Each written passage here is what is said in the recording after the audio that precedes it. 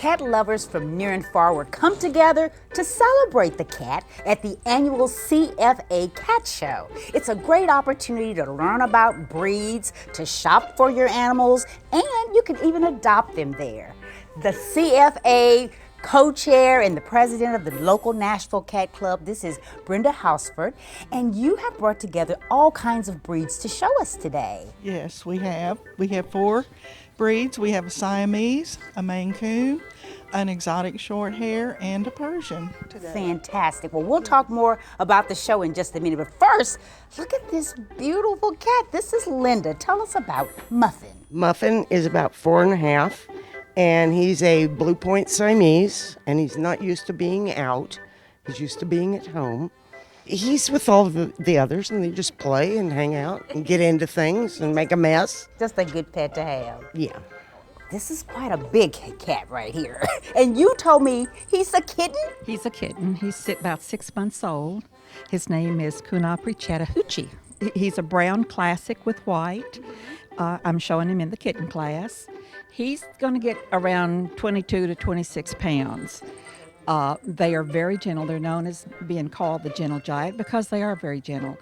And look at this face. This is Chance, and Chance has with him, tell me who you have with you. This is Pink Palace by the Water's Edge. She's an exotic 7-month-old kitten, also known as a lazy man's Persian. So she has this small, soft, plush coat, but she is also bred to the Persian standard. She has the tabby stripes on the tail, as well as these splotches on her coat and her face. Look at this one. Oh my goodness, who do we have? This is Gwendolyn. Fiji Bros Gwendolyn from the block, aka Gwynny from the block. So she is a copper-eyed, solid white Persian. What some people don't know is when they are born, some of the kittens have what's called a kitten cap on top. So as you can see, there's a little bit of black fur right there, but as they get older, they'll grow out of that. That's interesting. And she will be in the open class at the show coming up.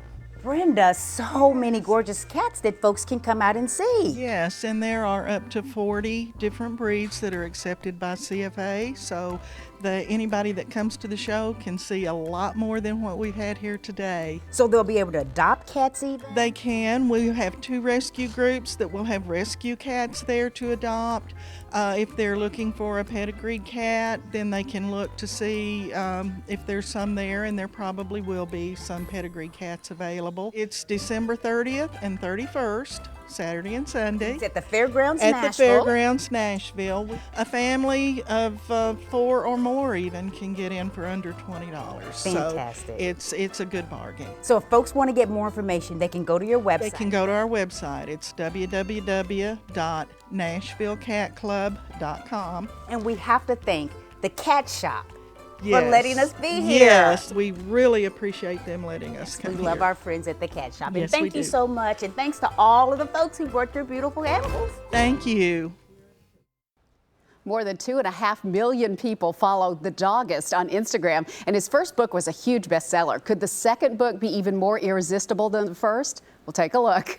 There's no question about it. Elias Weiss Friedman gives us a big case of puppy love with the doggist puppies. This is got to be the cutest book ever. I love it. Yeah. I love it. Thanks for having me back in the show. I'm so glad you're back. Yeah, I love Nashville. Yeah. Got some hot chicken the other day. Oh, did you? Good. Yeah, So yeah. you're officially indoctrinated. Yeah, I'm getting used to it. Okay, so for folks who may not have followed the doggist so far, and they'll want to after this, how did it all get started? Yeah, so I was let go from my job 4 years ago, and since then I've photographed about 25,000 dogs around the world. And basically I walk around with knee pads on and a squeaky tennis ball and dog treats, and I stop people's dogs and take a portrait of them and ask them, a story about their dog. And I've been able to share that, on social media to over, close to 3 million people now. That is remarkable. Yeah, it's kind of crazy, John. So the first book was hugely popular. Yeah. The second one had to have some different challenges since you're working with puppies. Yeah, well, this new book is entirely unpublished work, and I've sort of been sneaking around the world. I was in, Ireland and Germany and Switzerland and all over the states, finding puppies, litters of puppies, and figuring out how to get them to look at me. And sometimes, their eyes are so closed, so you have to just photograph them sleeping. They sleep 23 hours a day. Right. So it's like, you have to learn some new tricks and some new noises to get their attention. I bet you do. Yeah, let's take a look at some of the pictures from the book. I think you're going to be captivated by all of them. I couldn't decide which ones we wanted to I know, show because it's there's so so hard. many. I mean, look at this face. How do you not love That a was face like that? A Labrador Retriever. I forget its name, but that was in Riverside Park in New York. Oh, so cute. These are a couple Bernese Mountain Dog puppies in Pennsylvania. Really, really adorable breed, and they get big so quickly. They're just grow like a pound a week, it looks like. Yeah, when you're doing 4 dogs at the same time, it's hard to catch the right frame, I'm sure. Yeah, and, this guy's modeling. Right, this was a shelter shoot at North Shore Animal League in Long Island. So, you know, I wanted to integrate every different type of story, you know, interesting breeds and working dogs and shelter dogs as well. Nice. Oh, look at these guys. A boxer. And it's always cool to see the mother with the litter too. You know, these are things you don't usually see on the street. Sometimes you see a little puppy, but you don't see their litter mates, you don't see the mother, so it's always a novel perspective. You get to see their family story. Yeah, exactly. Oh, look at that face. Little English bulldog in the rain. This is in also New York. Oh, so fun. And you just go around the streets of New York every day looking for people with great stories. Yeah, you have dogs with great stories. It's harder to say, oh, I'm going to find puppies today, as much as I would love to. But when you see it, you know, you're sort of running. I find myself running, chasing them down. Yeah. Like, excuse me. And take a photo of your puppy. Neat. And folks know you by now, don't they? Yeah. Yeah. Especially in New York, but even in Nashville, I have like fans coming out, and it's kind of cool. You know, a lot of the time I'm behind the screen. I just see the numbers, but when they actually show up, it's like, well, I'm you know, they think I'm cool. Yeah, and you are. So, Apparently. what do you want folks to take away from this book? You know, I think dogs are a powerfully uplifting thing. And I think it's good to take a break from other parts of the news, which may not be. So this is sort of a great coffee table book and, you know, gift for someone who loves dogs. Yeah. And puppies, I think, speak for themselves as you know, something that's brightens your mood. And to live more like dogs every day is what I've been saying recently. You know, sort of a little more simply and just, you know. With a lot of love. A lot of love and good food. That's wonderful. Congratulations on your success. You've uplifted all of us by letting us see amazing images like these. I feel good too. Really appreciate you being with us today. The Doggist Puppies book is available now. You can get your daily puppy fix when you follow Elias on all the social media platforms. He's at The Doggist. So there you go, equal time for the dogs and the cats here on Talk of the Town. We know that you love your animals, and hopefully that was some great information there for you. Up next here on Talk of the Town, we sure have been eating well around here this weekend. The trend continues. Don't miss this versatile Christmas brunch, our appetizer recipe with a few shortcuts to make it super easy to do. This portion of Talk of the Town is sponsored by Electronic Express.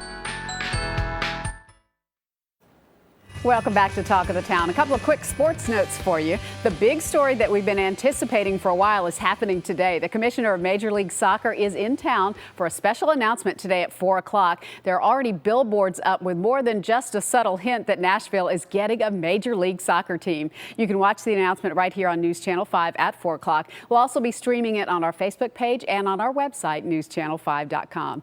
And we want to congratulate 3 Tennessee Titans who are headed to the Pro Bowl. Jarrell Casey, Taylor Lewan, and Brett Kern are all making the AFC squad. Casey gets the honor for the 3rd time. Lewan is playing left tackle for the 2nd straight year, and this will be Brett Kern's first Pro Bowl appearance. Congratulations to all of them. Leland?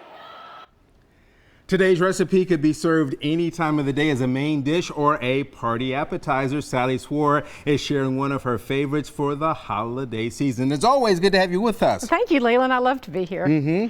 This quiche is so great. It's really a little tart. I made it in little tart shells. You could make it in a regular pie pan, but what makes it so delicious is caramelized onions, ham cooked in a little sherry, and the Gruyere cheese. If you want to put about a half a cup of sherry in there, we can let that kind of simmer in there for just a minute. All right. This is Fino sherry. That's perfect. That's perfect. Okay. Yeah, this is Fino sherry. It tastes great. It's wonderful, but here's the secret to make it so easy. You have to caramelize the onions for the quiche, and that usually means stirring in a pot and taking a lot of time. I put the pot in the oven at 350 degrees, left it for an hour, and look how pretty those are. Wow. Isn't that perfect? Very easy. I like that. Okay, so this is you start with 4 eggs and a cup and a fourth of cream. And and you just give it a quick little whisk. Okay. That's it. You want to whisk for me? I'll do that for you. And I'm going to grate. I've got a little grater for nutmeg, and you could just use nutmeg from your spice counter, but it's really fresh nutmeg. It's such a nice taste. And there's some smaller nutmeg graters, but I love this one. It works great. I'm going to put in about a tablespoon of pepper. I love pepper in this. It makes it really pop. A half a teaspoon of salt, and then let's put in this Gruyere cheese. All right, what kind of cheese you're using? This is Gruyere. It's delicious. It's so flavorful. It's a Swiss cheese, but it's got a little bit more body to it. Okay. And then onions go in. And this is what makes it. These onions are sweet. They're Vidalia. Oh, Or I any love Vidalia. If you've got caramelized Vidalia onions, and that's it's good stuff. so easy. Chop it up. 3 tablespoons of melted butter. A little bit of sugar to caramelize, a little salt, and into the oven it goes. And like my son said, your house smells wonderful. All right. You ready for the ham? Ready for the ham. Everything? Everything can go. The sherry just makes it better. Doesn't it make everything better? That's perfect. That's perfect. And this amount will fill 16 to 18 little tart shells, and you can cut those each into 4 pieces. So one recipe gives you an awful lot of little quiches for a party. Makes a beautiful appetizer Oh, tray it there does. and everything. It'd be great for New Year's Eve or for a Christmas Eve night when the family's sitting around. So you pour these into the tart shells Okay. and bake it for about 30 minutes. Okay. All right, cool. And you fill them all the way up. It's not going to go over. Okay. All right. Nice idea to have a lined pan though, and these are the tart shells. So very easy to find and everything. Now you were talking about the sherry. What type of sherry is this? And then you can also use it for something else. You can. This is Fino sherry, and once you open it up, it doesn't have a very long shelf life. It's delicious. Fino sherry means that it's one of the finer sherries. It's really nice, but it's not terribly expensive. So here's my cocktail that Meryl's going to sample. It's called a Rubajito. It's got 2 ounces of sherry and 4 ounces of lemon lime soda. And for the holidays, I added cranberries and lime. Oh, nice. Gives you that I'd great love to know what easy. you think. Oh, it takes a second. Well, you we'll can try make it it in a pitcher to serve to your guests.